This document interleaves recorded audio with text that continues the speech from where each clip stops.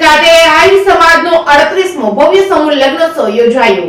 કેશોદના પેથલજીભાઈ ચાવડા સમાજ ખાતે આહિર સામાજિક ટ્રસ્ટ જૂનાગઢ દ્વારા આહિર સમાજના દીકરા દીકરીઓ માટે 38મા સમૂહ લગ્નોત્સવ યોજાયો હતો, જેમાં 19 દંપતીઓએ પ્રભુતાના પગલા પાડ્યા હતા। આ પ્રસંગે વર કન્યા પક્ષે સામૈયા છાપ વિધિ, લગ્ન વિધિ તેમજ દાતાઓના સન્માન સહિતના કાર્યક્રમો યોજાયા હતા। સમૂહ લગ્ન પ્રસંગે અતિથિ વિશેષ તરીકે ગુજરાત આહિર સમાજના પ્રમુખ અને ગુજરાત રાજ્યના પૂર્વ કેબિનેટ મંત્રી જવાહરભાઈ ચાવડા તેમજ સમાજના રાજકીય તેમજ સામાજિક આગેવાનો તેમજ દાતાઓ ઉપસ્થિત રહ્યા હતા। સમૂહ લગ્નમાં જોડનાર દીકરીઓને સામાજિક ટ્રસ્ટ તરફથી સેટી પલંગ તેમજ સ્ટીલ કબાટ તેમજ ડ્રેસિંગ ટેબલ તેમજ રેફ્રિજરેટર સહિતની ઘર વપરાશની 31, જ્યારે જુદા જુદા દાતાઓ તરફથી 22 કરતાં પણ વધુ ચીજવસ્તુઓ કરિયાવર તરીકે ભેટ આપવામાં આવી હતી। આ પ્રસંગે રાજકીય તેમજ સામાજિક આગેવાનો, કાર્યકરો, જાનૈયાઓ સહિત મોટી સંખ્યામાં લોકો ઉપસ્થિત રહ્યા હતા। તમામ વર કન્યાને આશીર્વચન પાઠવ્યા હતા। Reporting by Raju Pandya, Keshod.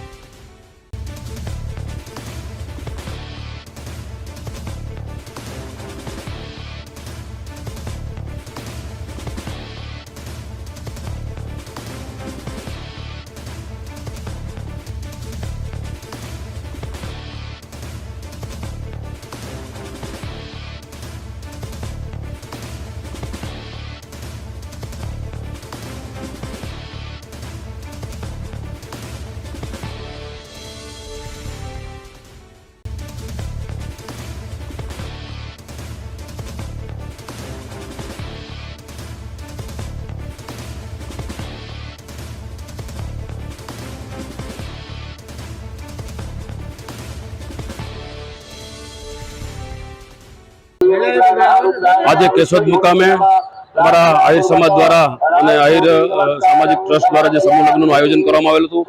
સમૂહ લગ્નની અંદર 19 દંપતીએ પ્રભુતામાં પગલા પાડ્યા।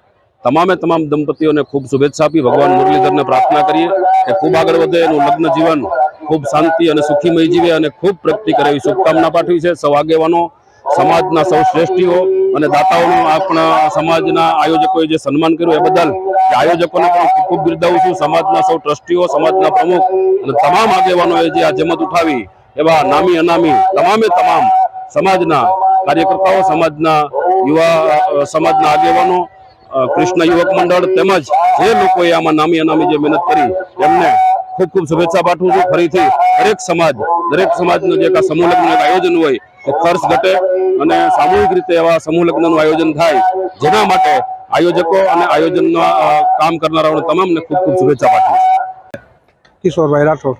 આજના પ્રસંગને લઈ આજના 38મા સમૂહ લગ્ન આહિર સામાજિક ટ્રસ્ટ જૂનાગઢ તરફથી કેશોદ આહિર સમાજના આંગણે યોજાયેલ છે। છેલ્લા 38 વર્ષથી આ લગ્ન છે એ આ ટ્રસ્ટ યોજે છે અને એની અંદર સમગ્ર જ્ઞાતિજનો, આગેવાનો, કાર્યકરો અને ખાસ કરી અને દાતાઓ છે એમના તરફથી પુષ્કળ દાન મળે છે। ટ્રસ્ટ એનો યોગ્ય વહીવટ કરે છે। અમારી જે જ્ઞાતિ છે એ પછાત જ્ઞાતિ હોય અને એની અંદર જરૂરિયાતમંદ જે કુટુંબો છે એ આ સમૂહ લગ્નની અંદર પોતાના દીકરા દીકરીઓ પરણાવવા માટે આવે છે। દાતાઓ હોંશે ખૂબ મોટો કરિયાવર આપે છે અને કોઈ જાતના ભેદભાવ વગર આ લગ્ન છે અમે યોજી શકીએ છીએ।